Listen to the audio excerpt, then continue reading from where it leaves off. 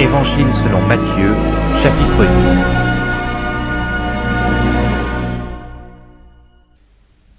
Lorsque Jésus fut descendu de la montagne, une grande foule le suivit. Et voici un lépreux s'étant approché, se prosterna devant lui et dit, « Seigneur, si tu le veux, tu peux me rendre pur. » Jésus étendit la main, le toucha et dit, « Je le veux, sois pur. » Aussitôt il fut purifié de sa lèpre. Puis Jésus lui dit, « Garde-toi d'en parler à personne, mais va te montrer au sacrificateur, et présente l'offrande que Moïse a prescrite, afin que cela leur serve de témoignage. » Comme Jésus entrait dans Capernaum, un centenier l'aborda, le priant et disant, « Seigneur, mon serviteur est couché à la maison, atteint de paralysie et souffrant beaucoup. » Jésus lui dit, « J'irai, et je le guérirai. » Le centenier répondit, « Seigneur, je ne suis pas digne que tu entres sous mon toit, mais dis seulement un mot, et mon serviteur sera guéri.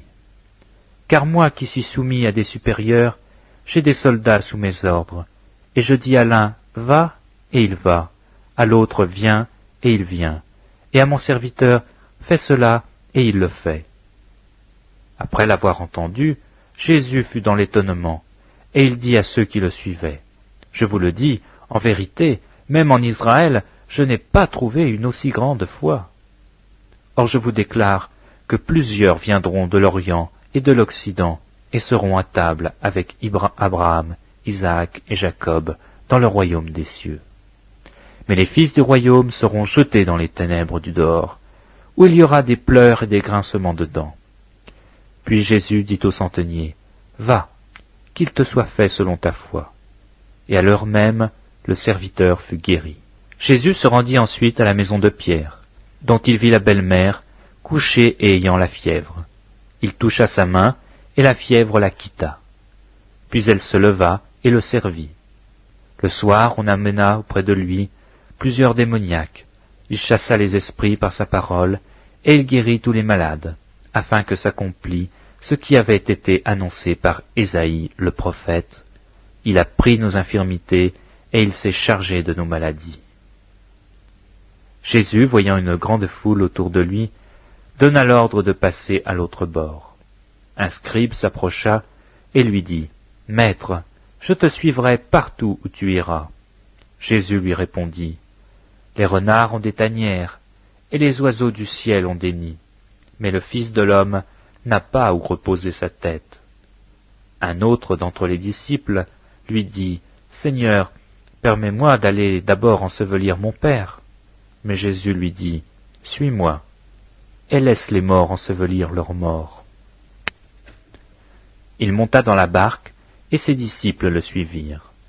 Et voici, il s'éleva sur la mer une si grande tempête que la barque était couverte par les flots, et lui, il dormait. Les disciples s'étant approchés, le réveillèrent, et dirent, « Seigneur, sauve-nous, nous périssons. » Il leur dit, « Pourquoi avez-vous peur, gens de peu de foi ?» Alors il se leva, menaça les vents et la mer, et il y eut un grand calme. Ces hommes furent saisis d'étonnement. « Quel est celui, disaient-ils, à qui obéissent même les vents et la mer ?» Lorsqu'il fut à l'autre bord, dans le pays des Gadaréniens, 2 démoniaques, sortant des sépulcres, vinrent au-devant de lui.